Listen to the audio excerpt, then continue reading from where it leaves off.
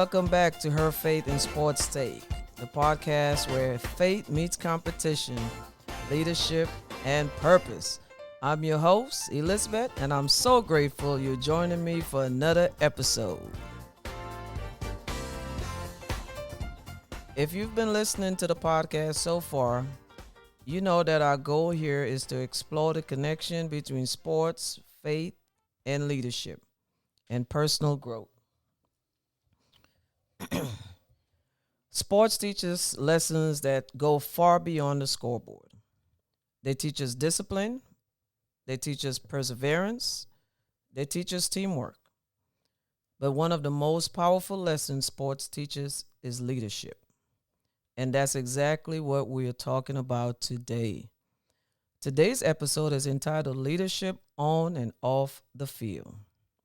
Because leadership isn't just about titles or positions. Leadership is about influence. It's about character. And it's about how we show up for others in moments that matter.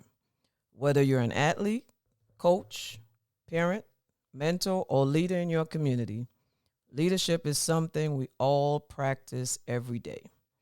So today we're going to explore what leadership looks like through the lens of sports and faith. And with that, I am excited because I have a special guest joining me for this conversation. So let's give it up. Let's please welcome Ronelle McGraw III.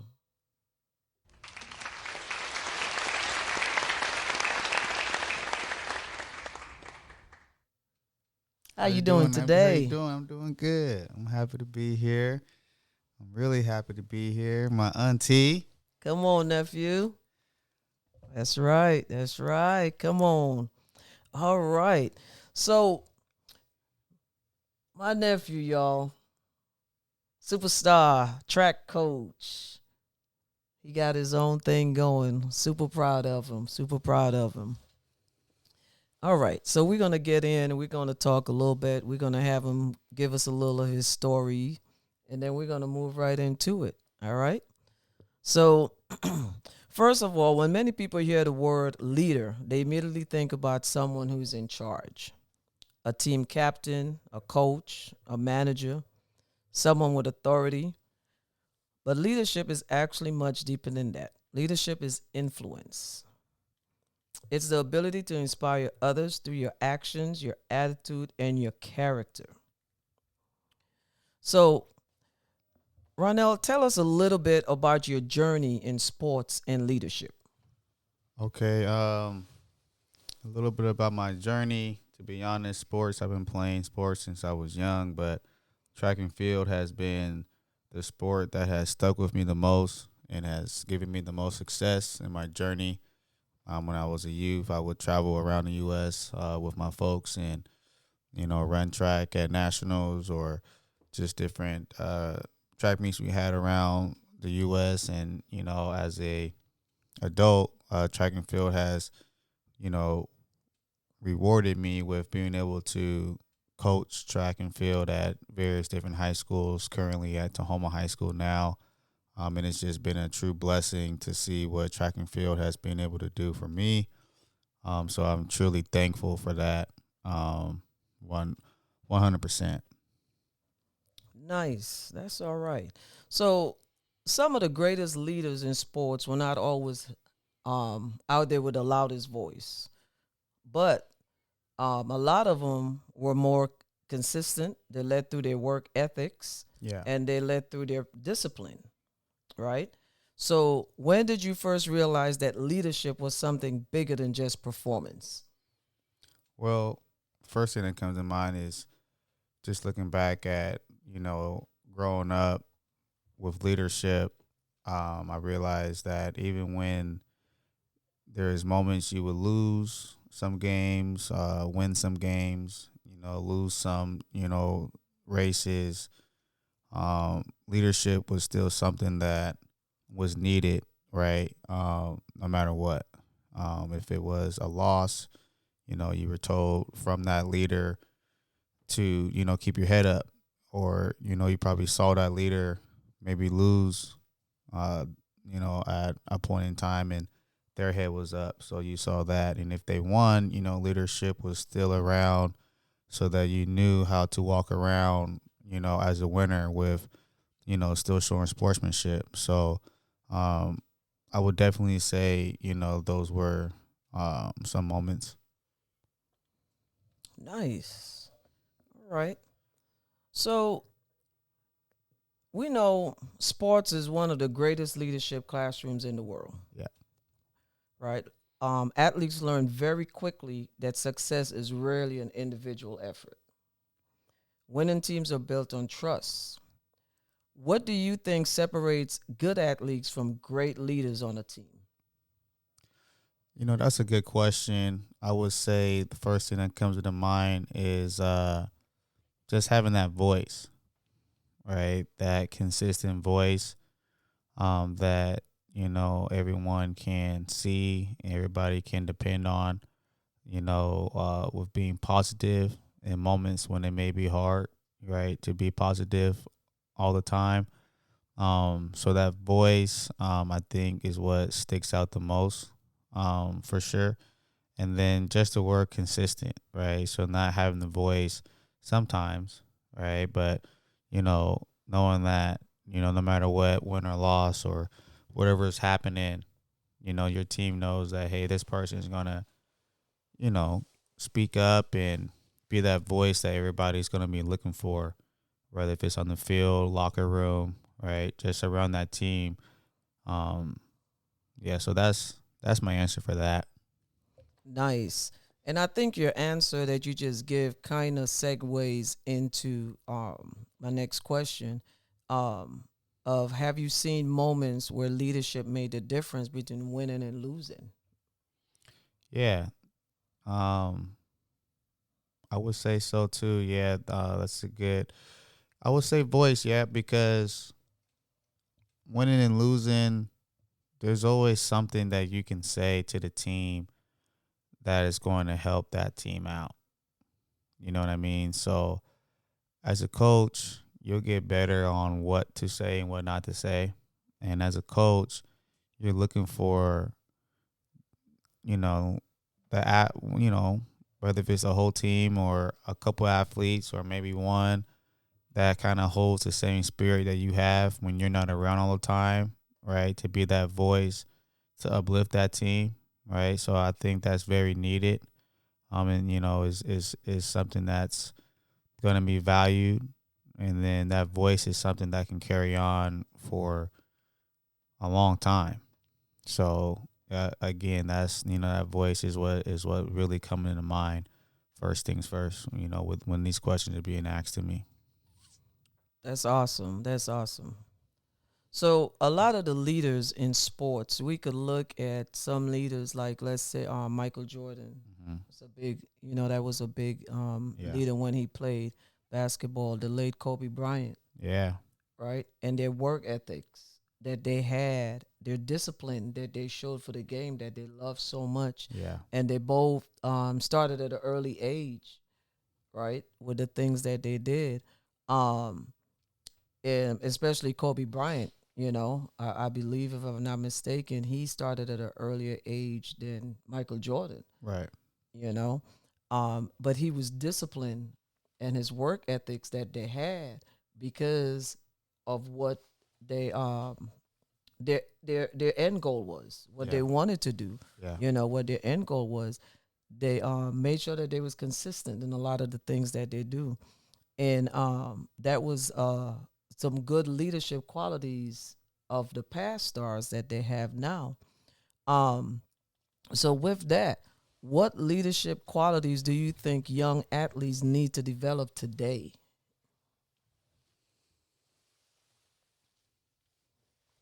that's another good question. I would say first thing that comes into mind, the leadership quality would be communication and how to communicate. You come across a lot of kids now that it takes a lot for them to even say, anything on or off the field, right? So I would say, for a kid to like, get the shyness off, if being shy is part of the reason why they're not communicating, um, to kind of maybe get past that shyness, right? So that they can communicate, right, to their teammates and to their coaches, so that they can, work towards of, being that leader, because I think that's very key. And I tell kids now that I work with, and I'll never forget it. I was in college and I was in class and I didn't talk too much. And the teacher, he kind of called me out and he said, "Hey, you won't get too far in life if you don't learn how to communicate." And that kind of stuck with me, right? I thought he was kind of picking on me, and now he was really trying to help me out. And that's something I never forgot.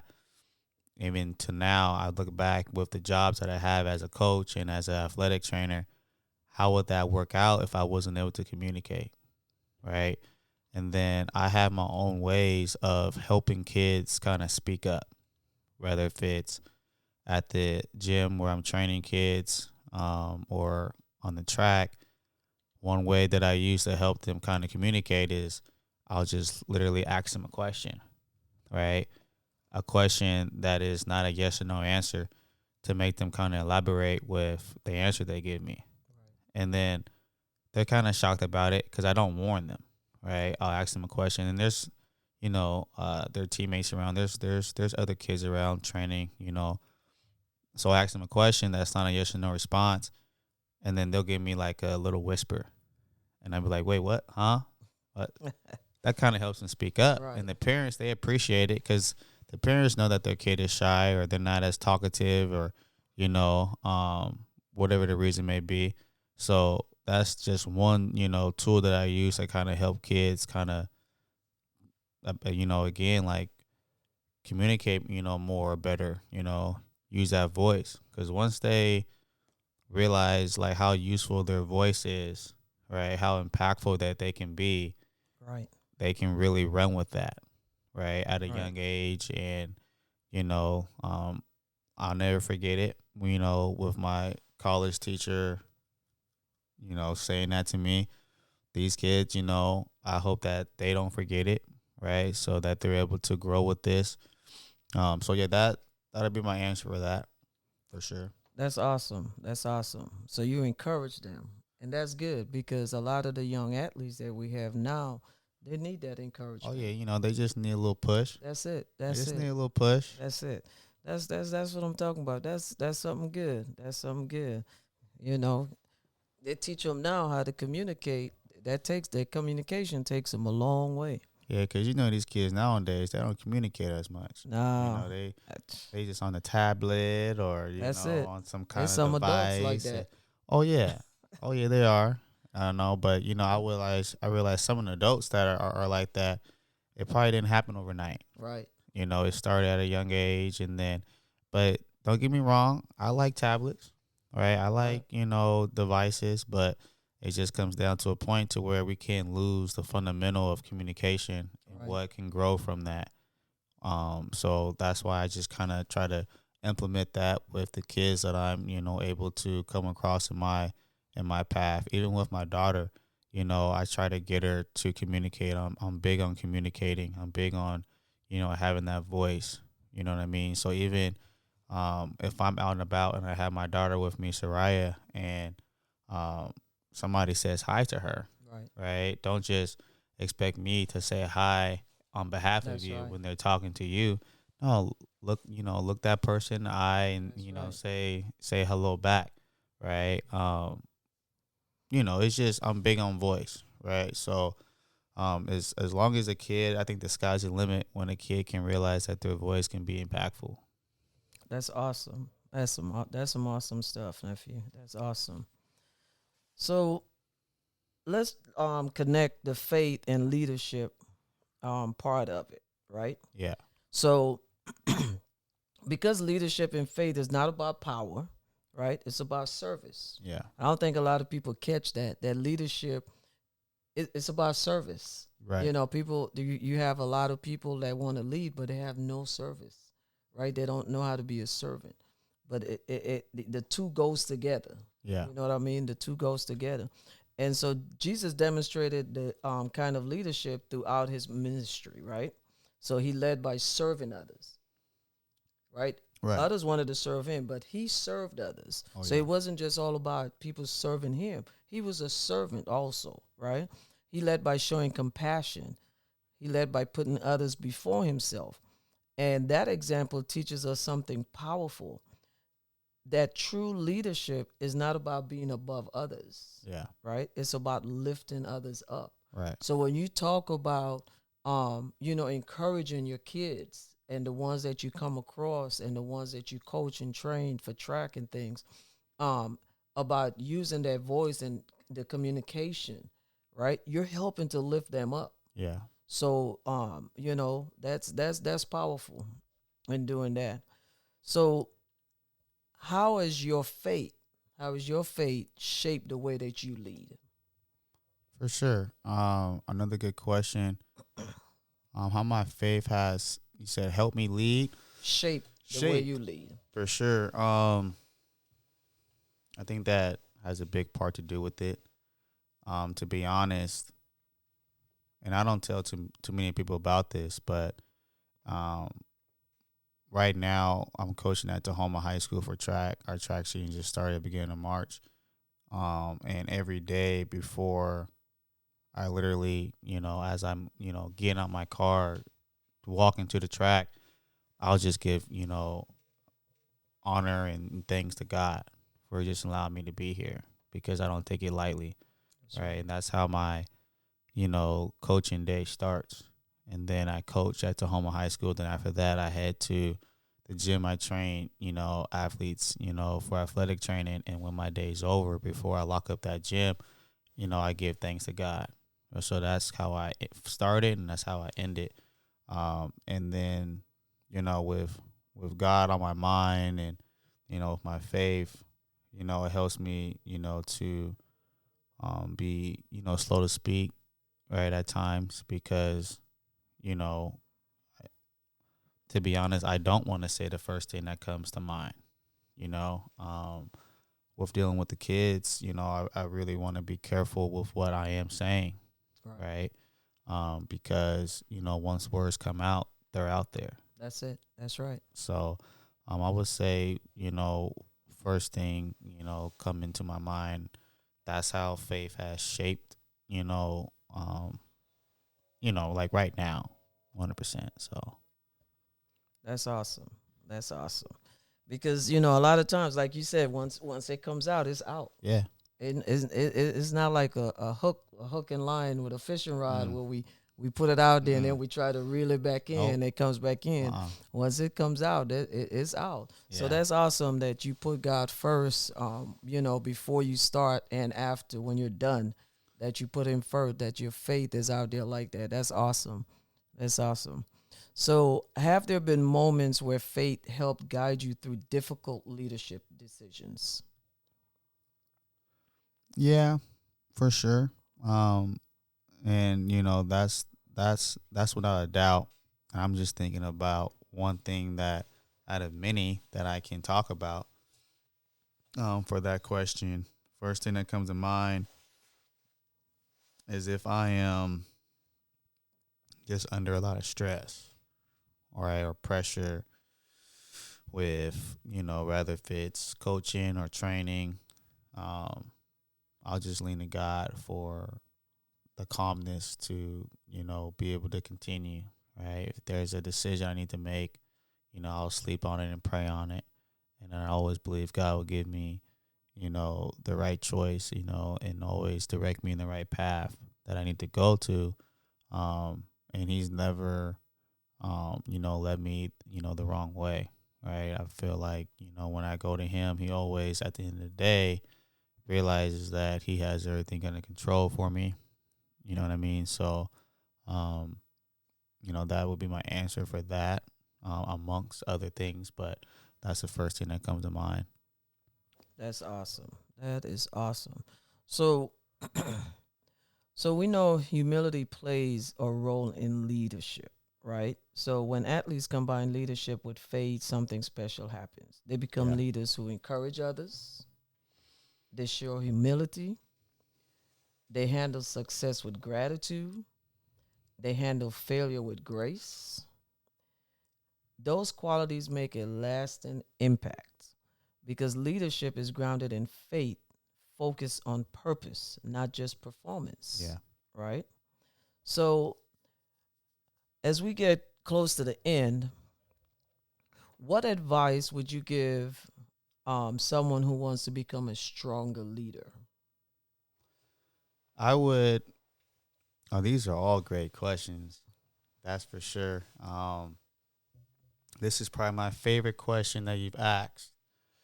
So I would say somebody that is looking to do that is to first surround themselves around great leaders, right? Um, with what I do with coaching, I've always, been able to watch somebody coach in front of me, whether um, I am at the school or at the training gym. I have somebody that I can look to for training that's been there before me. When it comes to track, Coach Brady, who is the head coach at Tahoma, has been there 30 plus years. Um, I go to him for any advice that I may have, and he's always been there for me. When it comes to training kids for athletic training, I can go back, with my experience of, God has always placed people in front of me that has been leaders. I did not know I was going to be an athletic trainer um, growing up, but I would, be under people that, were like bodybuilders or athletic trainers their own selves and just kind of pick their brains on some things that they were doing, with their own training businesses. I used to work at a gym called Crunch Fitness, and just seeing the business side of how my boss did things. Right. Right, little did she know I was kind of already taking notes. Right, Nice. if you have to be around people that's already done it. Right, in so many ways before you lead, you should be able to learn how to follow. That's right. At first, people may not like that. Right, for whatever reason. Excuse me. People may not like that, but that's part of the equation to get where you want to be. When you're, following somebody, there may be times like you may say, "I already know this part. I Right. already know that part." But okay, stay right there, and you'll come across something you didn't know. That's right. Right? If you're really trying to learn, if you're really trying to get better, if you're really watching, you can come across something that you may not did not know already. That's right. And if it's something that you already knew, well then, that's your opportunity to, stay sharp, right? That's right. It's okay to review things over again, right? So that, when the time comes, you are more than ready. So I really am really glad of my experiences that I've had, you know, uh, being around people that's already been there, right? Right. So now, if there's somebody that wants to kind of follow me, I know what to do, what to show them, what kind of conversations to have in front of them, what not to show them because they may not be ready yet. But all of it has, you know, um, really molded me to where I am now, and I am truly forever grateful, to those people forever. That's awesome. That's some good advice. That's some real good advice. Surround yourself with other strong leaders. That's Yeah, all right. people that aren't, afraid to tell you when you're wrong, right? To That's tell right. you, hey, it may not be your time yet, right? You gotta have those people around you that, aren't afraid to tell you what it is and, what it isn't. And then it also humbles you, right? That's right.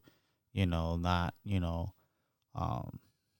just go too far ahead than what you need to do, right? Right. Just kind of stay where you're at and, stay humble so you don't get ahead of yourself. Right. So, That's awesome. That is awesome. That's good advice. That's it. Don't get ahead of yourself. That's some good advice. I can't do that. That's right. That's right. So, how do we grow as leaders? So, here are some things I want to share of how we can grow as leaders. First, we grow through consistency. Leadership is built daily in small actions. Second, we go through self-awareness. Leaders learn from mistakes. They reflect, they improve. And third, we go through serving others. Yeah. The best leaders are not focused on themselves. And I think a lot of people don't realize that when you lead, you're not focused on yourself. Because if you focus on yourself, you're really not a leader, right? You're really Right. not leading, Yeah. And they focus on helping others succeed. So when you help others grow, everyone wins, Mm-hmm. right? So I want to thank our guests for joining me today. I want to thank everyone that's going to be listening to this for joining us today. Before we close, we're going to get some closing thoughts from our guests. For sure. Again, I'm just happy to be here with my auntie. Wonderful podcast. It's going to do great things. It's going to touch a lot of people. I'm just happy to be able to share my experiences as my journey, as my journey continues. I love the topic, leadership. Last thing I want to add, I went to a leadership conference this year in February. It's the track and field leadership conference for all the Washington State track coaches. And, I'm 34 years old, so I was amongst, coaches that's been, in the game for 30 years plus, right? So just being there for my first time, I was able to literally, be under some older leadership, right? Nice. And to be honest, some of the stuff I already knew. Right. Some of the stuff I did not know. And, some of the stuff I was able to kind of, think about, adding to, my, sprint and hurdle program at Tahoma and just my athletic training business that I do. And then nevertheless, just being around coaches that's been there. Right. And respecting each other's work, right? Nice. And respecting each other's experiences. It was just a joy to be at. So these questions, were really perfect, for me. And I just hope that, people are able to receive this. That's it. And that's just,